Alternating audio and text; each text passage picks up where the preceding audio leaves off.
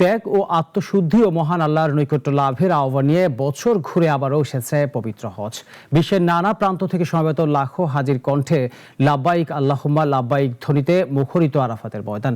এবার হজের খুতবায় ছিল মুসলিম উম্মার ঐক্য ও তাওহীদ প্রতিষ্ঠার বার্তা। চলতি বছর বাংলাদেশ থেকে হজে গেছেন ৭৯,০০০ জন। বিস্তারিত ডেস্ক রিপোর্টে।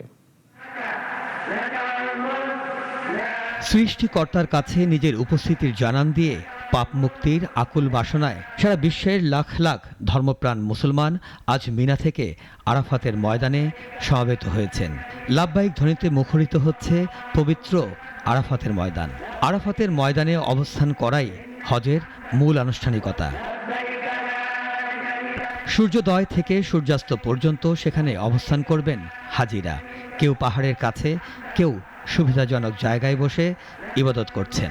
সৌদি আরবের পবিত্র শহর মক্কা থেকে ২০ কিলোমিটার দক্ষিণ পূর্বে অবস্থিত আরাফার ময়দানে বাংলাদেশ সময় বিকেল ৩টা ২০ শুরু হয় হজের খুতবা। আরাফা ময়দানের নামিরাহ মসজিদ থেকে খুতবা পাঠ শুরু করেন শায়খ আলী বিন আব্দুর রহমান আল হুদাইফি। আরাফাতের ময়দানে খুতবার পর একসাথে জোহর ও আসরের নামাজ আদায় করেন হাজিরা।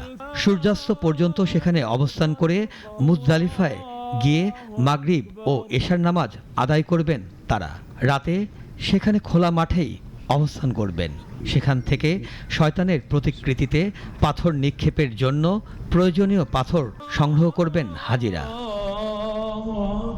মুজদালিফায় ফজরের নামাজ আদায় করে হাজিরা কেউ ট্রেনে, কেউ গাড়িতে, কেউ হেঁটে মিনায় যাবেন এবং নিজ নিজ তাঁবুতে ফিরবেন।